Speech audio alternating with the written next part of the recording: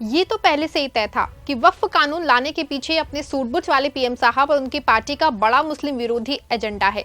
लेकिन बीजेपी ने इसको छिपाने के लिए मुस्लिम प्रेम का नया पासा फेंक के लोगों का ध्यान भटकाने की कोशिश की है।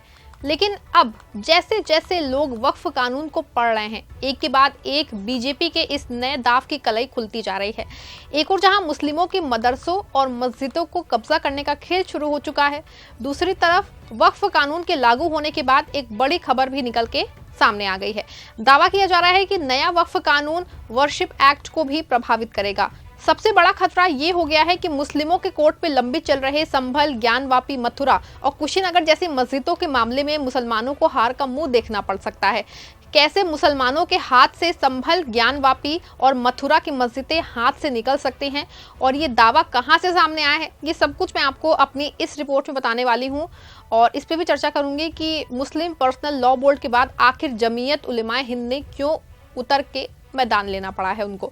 नमस्कार, आप देख रहे हैं 4 PM और मैं हूं आपके साथ सिमरन। दोस्तों, वैसे तो बीजेपी दावा कर रही थी कि वक्फ कानून से कुछ नहीं बदलेगा, बल्कि नया वक्फ कानून पसमानदा मुस्लिमों को उनका हक दिलाएगी। लेकिन सच्चाई ये है कि देश में मस्जिदों और मदरसों पे कार्रवाई शुरू हो चुकी है। ETV भारत की खबर मौजूद है, आप खबर देख लीजिए। इसकी हेडलाइन में जो है वो साफ साफ लिखा हुआ है, संभल की दरगाह जनेटा शरीफ पे खुलासा, प्रशासन का दावा वक्फ संपत्ति पे नहीं बनी दरगाह। हेडलाइन से ही साफ है कि, और खबर में अंदर भी साफ तौर पे लिखा है कि जनेटा शरीफ की दरगाह है वो वक्फ की जमीन पे नहीं है। ऐसे में दरगाह पे कार्रवाई का खतरा मंडरा रहा है। आपको बता दूं कि ये कोई पहला मामला तो है नहीं। शनिवार को मध्य प्रदेश के पन्ना जिले में एक मदरसे को वक्फ की जमीन ना मानते हुए उसको सरकारी अंडर में लेने का ऐलान कर दिया गया है और मदरसे को ढाने का आदेश जो है जारी हो गया है। आपको बता दूं कि इस तरह के रुझान देश के अलग अलग हिस्सों से सामने आ रहे हैं। इस बीच एक बड़ा दावा जो है वो सामने आया है। दावा ये है कि मुस्लिम समाज के लिए अपनी संभल, ज्ञानवापी और मथुरा की जिस मस्जिद को बचाने के लिए कोर्ट की शरण में है, ऐसे में नया वक्फ कानून लागू होने के बाद इन तीनों मस्जिदों से मुस्लिम समाज की दावेदारी कमजोर हो गई है। क्योंकि देश में नए वक्फ कानून में आर्कियोलॉजी विभाग की ओर से संरक्षित इमारतों को ASI को सौंपने की बात जो है वो कही गई है। आपको बता दूं कि जिस वर्शिप एक्ट के जरिए ये बात साफ हो चुकी है कि आज़ादी के बाद जिस जगह पे हिंदू, मुस्लिम, सिख, ईसाई की जो मंदिर, मस्जिदें, गिरजाघर और गुरुद्वारे हैं वो जस का तस बना रहेगा।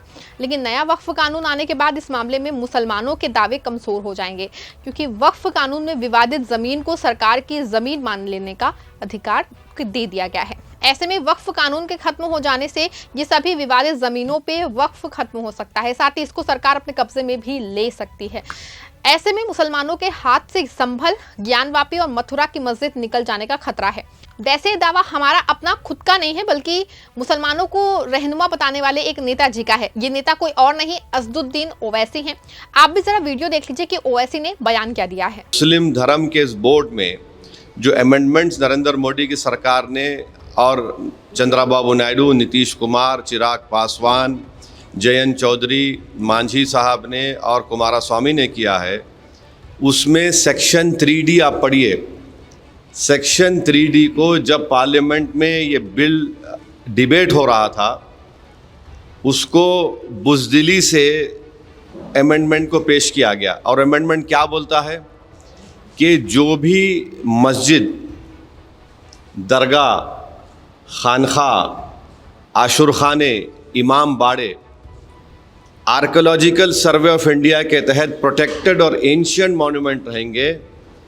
अब ये बिल बनने के बाद उनका register as a Waqf property नहीं होगा। अब आप मेरे को बताइए, सच्चर कमेटी में 180 प्रॉपर्टीज़ जो सच्चर कमेटी ने, आप उसके लास्ट पेजेस देखिए, आखिरी के 8-10 पेजेस में 180 प्रॉपर्टी सच्चर कमेटी ने कहा कि ASI के इलीगल ऑक्यूपेशन में है। इस सेक्शन 3D के तहत हम उस 180 प्रॉपर्टीज़ को खो देंगे, जिसमें मस्जिद भी है, खानखाएँ भी हैं, क़ब्रस्तान भी है, दरगाहें भी हैं, सब है। अब इसका इफ़ेक्ट ये भी होगा कि संभल की मस्जिद अब वक्फ की प्रॉपर्टी नहीं रहेगी। मैं डायरेक्ट चैलेंज कर रहा हूँ भारत के प्रधानमंत्री को कि आप, मेरा सवाल आपसे है, आप जब अमेंडमेंट ये ला चुके हैं, कानून बना चुके, तो क्या संभल की मस्जिद अब वक्फ की प्रॉपर्टी रहेगी? क्या ज्ञानवापी की मस्जिद वक्फ की प्रॉपर्टी कहलाएगी? क्या मथुरा की मस्जिद वक्फ की प्रॉपर्टी कहलाएगी? जितने भारत में एएसआई प्रोटेक्टेड एंशिएंट मॉन्यूमेंट्स है उसके एक्ट के तहत, उसको बोलते ASMR एक्ट, जिसमें हमारे शिया भाइयों के इमाम बाड़े भी हैं, आशुरखाने भी हैं, दरगाहें भी हैं। अब आप बताइए, इससे वक्फ को छीन नहीं रहे आप? और झूठा प्रोपेगेंडा बीजेपी करी, नहीं नहीं कुछ नुकसान नहीं होगा। फिर सेक्शन 2 पढ़ो उसका आप। सेक्शन 2 में लिखा गया कि इस एक्ट से पहले जो ट्रस्ट थे जिनका मकसद वक्फ की तरह हो, और इस एक्ट के बाद जो ट्रस्ट हैं जिनका मकसद वक्फ की तरह, वो ट्रस्ट में रहेंगे। वो क्यों लाया गया?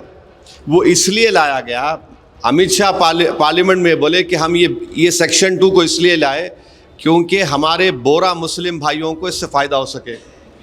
वो भी उनको धोखा दिए बोरा मुस्लिम भाइयों को, उस प्रोविज़न में बोरा का जिक्र ही नहीं है। ये इसलिए लाया गया क्योंकि भारत का जो सबसे दौलतमंद आदमी है, जो खोजा यतीम खाने को खरीद कर अपना आलीशान बंगला तामीर किया, इस सेक्शन 2 से सबसे पहला फायदा उस शख्स को होगा, सबसे पहला फायदा उसको होने वाला है। सुना आपने अज़दुद्दीन ओवैसी का दावा है कि कैसे संभल, ज्ञानवापी और मथुरा की मस्जिद मुसलमानों से निकलने वाली है। आपको बता दें कि एक और जहां ओवैसी के इस दावे से हड़कंप मच गया है, दूसरी ओर वक्फ जमीयत उलेमाए हिंद ने पूरे देश के मौलानाओं के साथ बैठक करके बड़ा ऐलान किया है। जमीयत के अध्यक्ष मौलाना महमूद मदनी ने दावा किया है कि प्रेस कॉन्फ्रेंस में उन्होंने बताया कि सुप्रीम कोर्ट में उनकी अर्जी पड़ चुकी है और सड़कों पे भी वो पीसफुल प्रदर्शन करेंगे। मौलाना महमूद मदनी ने क्या कुछ कहा है, आप एक बार वीडियो देख लीजिए।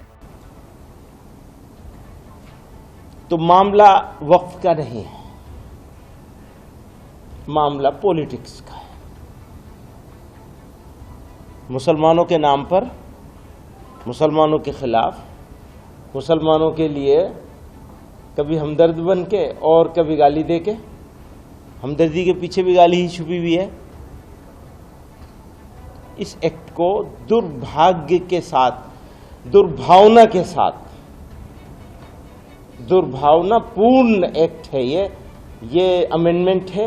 ये सोसाइटी के लिए, कम्युनिटी के लिए या मुल्क के लिए, मान लो सोसाइटी के लिए, मुसलमानों के लिए खराब होता, मुल्क के लिए अच्छा होता तो भी हमारे सर आंखों पे हो सकता था। हाँ ठीक है, थोड़ा तकलीफ होगी, बर्दाश्त कर लेंगे, कोई बात नहीं, देश का भला हो जाए। न देश के लिए, न कॉमन सोसाइटी के लिए, इंडियंस के लिए, और ना ही मुसलमानों के लिए, किसी के लिए ये कानून सही नहीं है और इस तरह के अमेंडमेंट सही नहीं है। स्ट्रेंथन करने की बात करते हैं तो एक छोटी सी चीज थी कि कब्जा करने वाले के खिलाफ, जैसे कहते हैं ये कब्जा कर रखा, हम लोगों ने भी कब्जा कर रखा, कब्जा करने वाले के खिलाफ क्रिमिनल केस बनेगा। आपने इस अमेंडमेंट में उस क्रिमिनल होने को, क्रिमिनलिटी को खत्म कर दिया।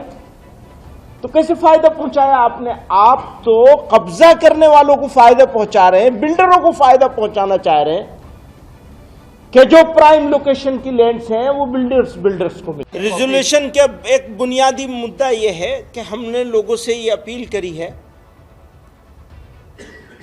कि पीसफुल एहतजाज, प्रोटेस्ट, इसके हक का हर हाल में लोगों को इस्तेमाल करना चाहिए और इस एक्ट के खिलाफ हर लेवल पर, हर जगह पे प्रोटेस्ट होने चाहिए। देखा आपने, मौलाना का दावा है, उन्होंने क्या कहा। आपको बता दें कि मौलाना महमूद मदनी ने साफ कर दिया है कि नया वक्फ कानून पूरी तरह से मुस्लिमों के खिलाफ है, बस इसमें मुस्लिम समुदाय के नाम पे लोगों को फर्जी फंसाया जा रहा है। आपको बता दें कि ओवैसी हो या फिर महमूद मदनी, दोनों की बातें इसी वजह से भी मुस्लिम समाज सच मान रहा है कि देश के जिन जिन राज्यों में बीजेपी की सरकारें हैं वहां पे वक्फ की जमीनों को हड़पने की कार्रवाई शुरू हो चुकी है। हालांकि कोर्ट में मामला पहुंच चुका है और देश के बड़े वकील कपिल सिब्बल का मानना है कि संविधान के कई वायलेंस नए वक्फ कानून में है। ऐसे में उम्मीद है कि वक्फ कानून पे सुनवाई के दौरान वक्फ कानून रद्द भी हो सकता है। ऐसे में आपका क्या मानना है, क्या सच में नए वक्फ कानून से मुसलमानों के हाथों से संभल, मथुरा और ज्ञानवापी की मस्जिदें ले ली जाएंगी? क्या ओवैसी और महमूद मदनी का दावा सही है? क्या सच में मोदी सरकार वक्फ कानून मुसलमानों की जमीन और उनका हक छीनने के लिए लाई है? अपनी राय कमेंट में बताइएगा। इस खबर को लाइक और शेयर भी जरूर करिएगा।